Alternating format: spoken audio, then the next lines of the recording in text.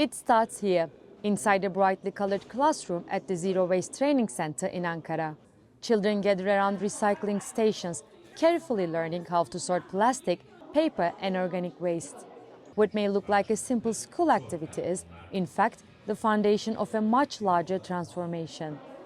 For these students, zero waste is not just a concept, it's a way of thinking. I learned the importance of recycling here. I learned not to litter and not to pour oils or other substances into the sea.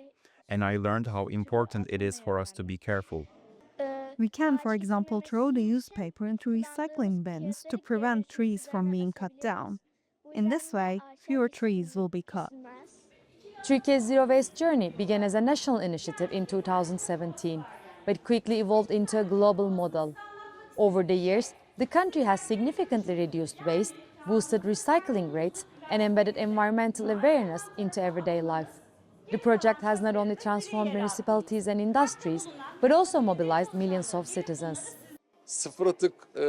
Zero waste is made up of two words, and although it contains the word zero, zero is actually a valuable number here.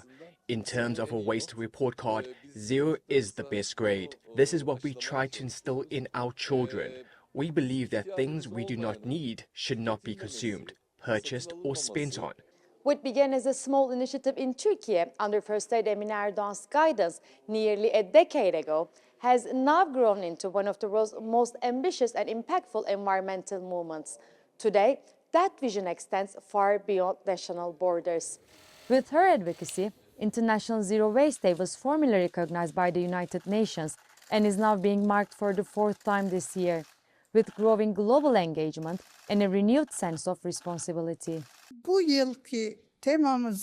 We have set this year's theme as food waste, because 673 million people worldwide are struggling with hunger today.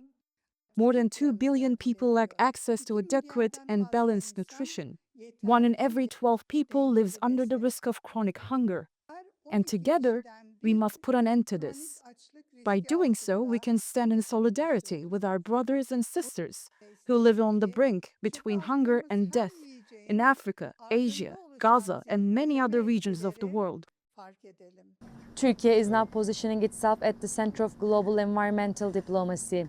As it's set to host COP31, the country aims to expand its leadership role in climate action, while also advancing initiatives that link waste management with the fight against global hunger. Asli Atbas, Ankara.